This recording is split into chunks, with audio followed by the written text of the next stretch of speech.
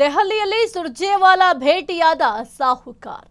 ಖರ್ಗೆ ಭೇಟಿಗೂ ಮುನ್ನವೇ ಈಗ ಸುರ್ಜೇವಾಲಾ ಅವರನ್ನ ಭೇಟಿಯಾಗಿ ಸಾಕಷ್ಟು ಚರ್ಚೆಯನ್ನು ಕೂಡ ಮಾಡಿದ್ದಾರೆ. ದೆಹಲಿಯಲ್ಲಿ ಸುರ್ಜೇವಾಲಾ ಭೇಟಿಯಾದ ಸಾಹುಕಾರ್. ಖರ್ಗೆ ಭೇಟಿಗೂ ಮುನ್ನವೇ ಸುರ್ಜೇವಾಲಾ ಭೇಟಿಯಾಗಿ ಚರ್ಚೆ ನಡೆಸಿದ್ದಾರೆ. ಮುಸ್ಲಿಂ ನಾಯಕರ ವಿರುದ್ಧದ ಕ್ರಮದ ಬಗ್ಗೆ ಚರ್ಚೆ ಮಾಡಿದ್ದಾರೆ. ಜಬ್ಬಾರ್, ನಜೀರ್ ವಿರುದ್ಧದ ಕ್ರಮಕ್ಕೆ ಸಾಹುಕಾರ್ ಗರಂ ಆಗಿದ್ದಾರೆ. ರಿಸಲ್ಟ್ ಬರುವುದಕ್ಕಿಂತ ಮುಂಚೆ ಕ್ರಮ ತೆಗೆದುಕೊಂಡಿದ್ದು ಸರಿಯಲ್ಲ. ಮುಸ್ಲಿಂ ಸಮುದಾಯ ಅಸಮಾಧಾನಗೊಂಡಿದೆ. ದಿಢೀರ್ ನಿರ್ಧಾರದಿಂದ ಪಕ್ಷಕ್ಕೂ ಡ್ಯಾಮೇಜ್ ಆಗಿದೆ.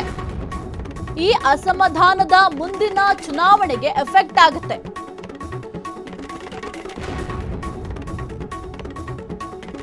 ಬೈ ಎಲೆಕ್ಷನ್ ರಿಸಲ್ಟ್ ಬಳಿಕ ನಿರ್ಧಾರ ಎಂದಿರೋ ಸುರ್ಜೇವಾಲಾ.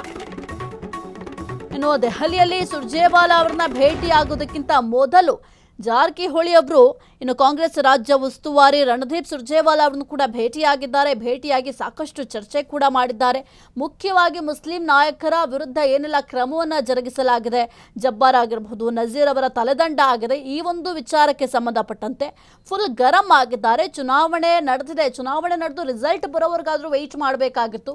ರಿಸಲ್ಟ್ ಬಂದ ನಂತರ ರಿಸಲ್ಟ್ ಯಾವ ರೀತಿ ಇದೆ ಅನ್ನೋದ್ರ ಮೇಲೆ ನೀವೇನಾದ್ರೂ ನಿರ್ಧಾರವನ್ನ ಮಾಡಿದ್ರೆ ಸರಿ ಆಗ್ತಾ ಇತ್ತು. ಆದ್ರೆ ರಿಸಲ್ಟ್ ಬರುವ ಮೊದಲೇ ಈ ರೀತಿಯ ನಿರ್ಧಾರ ಸರಿಯಲ್ಲ ಅಂತ ಫುಲ್ ಗರಂ ಆಗಿದ್ದಾರೆ. ಇನ್ನು ದಿಢೀರ್ ನಿರ್ಧಾರದಿಂದ ಪಕ್ಷಕ್ಕೂ ಕೂಡ ಬಹುದೊಡ್ಡ ಡ್ಯಾಮೇಜ್ ಆಗುತ್ತೆ. ಯಾಕೆಂತಂದ್ರೆ ಈಗ ಜಬ್ಬಾರ್ ಆಗಿರಬಹುದು, ನಜೀರ್ ಅವರ ವಿರುದ್ಧ ತೆಗೆದುಕೊಂಡ ಕ್ರಮದ ವಿಚಾರಕ್ಕೆ ಸಂಬಂಧಪಟ್ಟಂತೆ ಸಾಕಷ್ಟು ಅಸಮಾಧಾನವನ್ನು ಕೂಡ ಮುಸ್ಲಿಂ ಮುಖಂಡರು ವ್ಯಕ್ತಪಡಿಸಿದ್ರು.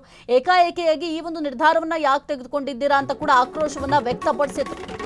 ಮುಂದಿನ 2028ಕ್ಕೆ ಸಿಎಂ ಆಗೋ ಕನಸನ್ನ ಕಾಣ್ತಾ ಇರುವ ಸತೀಶ್ ಹೈಕಮಾಂಡ್ ಮುಂದೆ ಮುಸ್ಲಿಂ ನಾಯಕರ ಪರ ವಕಾಲತ್ತು ಮೂಲಕ ಸಮುದಾಯವನ್ನ ಸೆಳೆಯುವ ಪ್ಲಾನ್. ಈಗಿನಿಂದಲೇ ಅಹಿಂದ ಅಸ್ತ್ರ ಬಲಪಡಿಸಲು ರಣತಂತ್ರ. ಸಿದ್ದರಾಮಯ್ಯ ನಂತರ ನಾನೇ ಅಹಿಂದ ನಾಯಕ ಎಂಬ ಸಂದೇಶ ರವಾನೆ ಮಾಡಲಿಕ್ಕೆ ಪ್ಲಾನ್ ಮಾಡ್ಕೊಂಡಿದ್ದಾರೆ.